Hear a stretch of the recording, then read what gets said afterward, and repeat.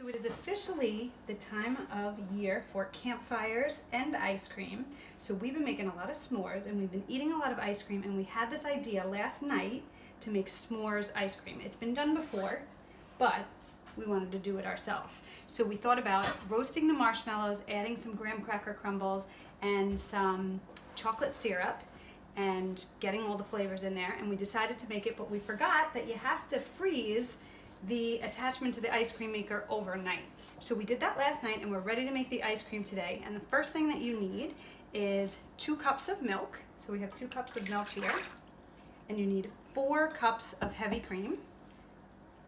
This is a recipe from Martha Stewart called Old Fashioned Vanilla Ice Cream, and it doesn't require that you make a custard. And a custard usually has eggs, and then you have to cook the custard base, and it's really rich and delicious, but it's not as good for you with all those egg yolks in it, and it takes a little bit more time.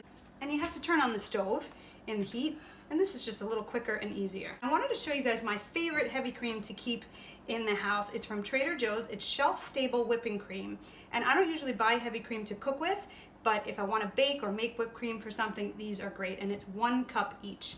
And what I like to do with it, because sometimes the fat settles to one side, so what I like to do is open it up like this, squish it around, and then open it up. We have matching colors today. My nail polish matches my shirt. My son's shirt. You add the other 2 cups of heavy cream carefully into that bowl. Now we need 1½ cups of granulated sugar. Can you put that in? Ooh, sugar.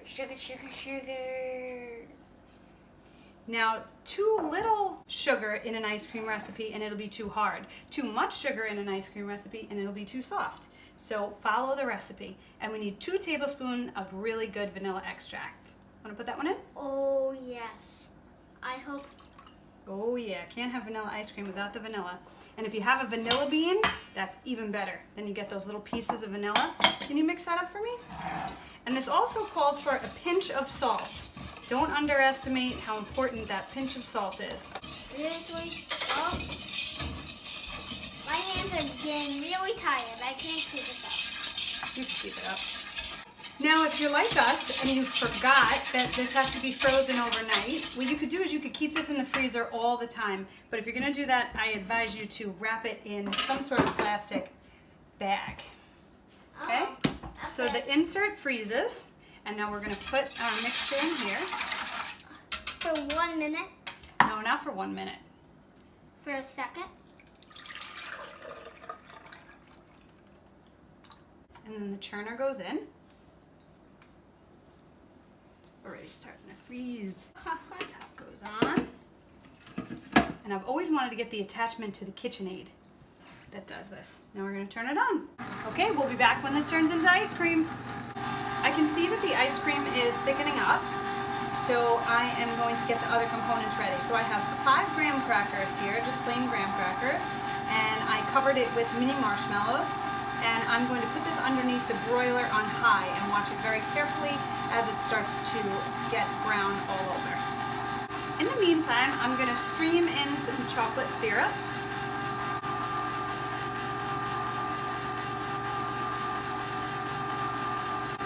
I also thought about melting chocolate and putting that in so that there would be crunchy pieces of chocolate, but when you have s'mores, you have melted chocolate. That's the good part about it. So I didn't really want crunchy pieces of chocolate in here.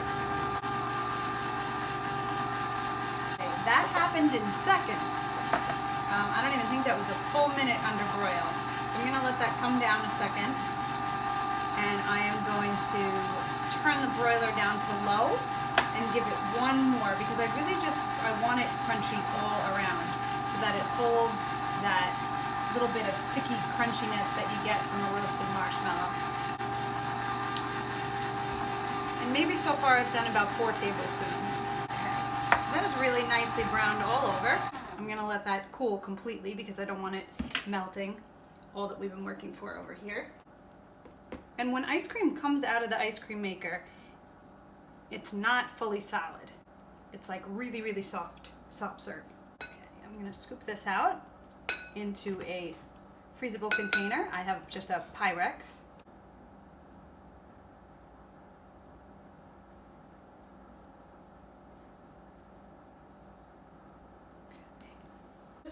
This was a real challenge cutting this up.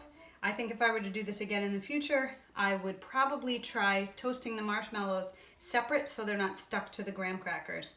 But ultimately, it's all going to get squished together anyway, so it's fine.